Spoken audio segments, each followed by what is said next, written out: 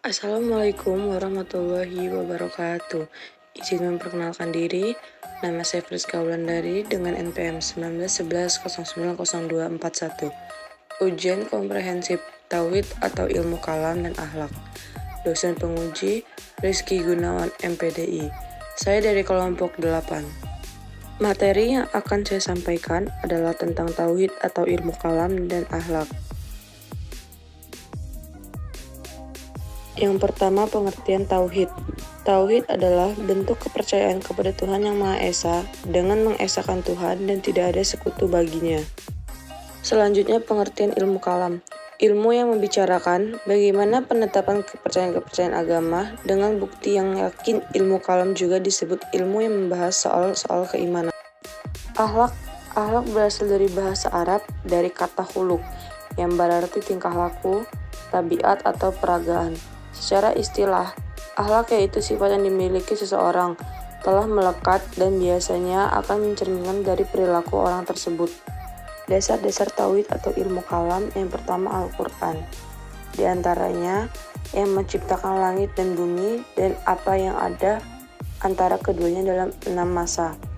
Yang kedua, bahwasanya orang-orang yang berjanji setia kepada kamu, sesungguhnya mereka berjanji setia kepada Allah. Selanjutnya Al-Hadis.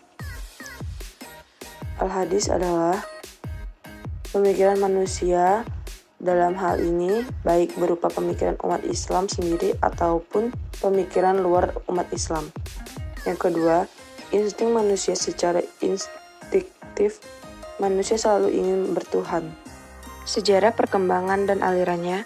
Umar bin Khattab adalah sahabat Nabi yang bergairah kepada Al-Quran dan lebih berpegang teguh kepadanya, yang oleh Nabi semasa hidupnya pernah disebut sebagai orang yang paling mungkin menjadi utusan Tuhan.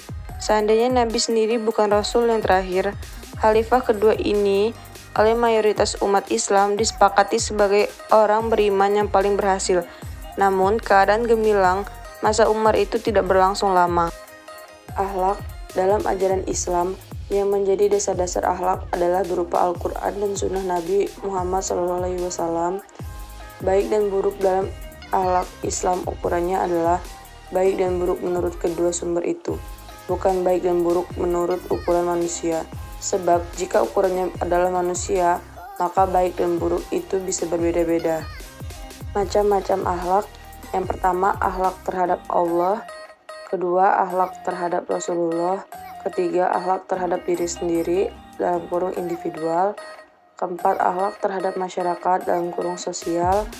Kelima, akhlak terhadap lingkungan. Keenam, akhlak muslim terhadap negara. Faktor-faktor yang mempengaruhi akhlak. Yang pertama, aliran nativisme adalah faktor pembawaan dapat berupa kecenderungan atau bakat dan akal.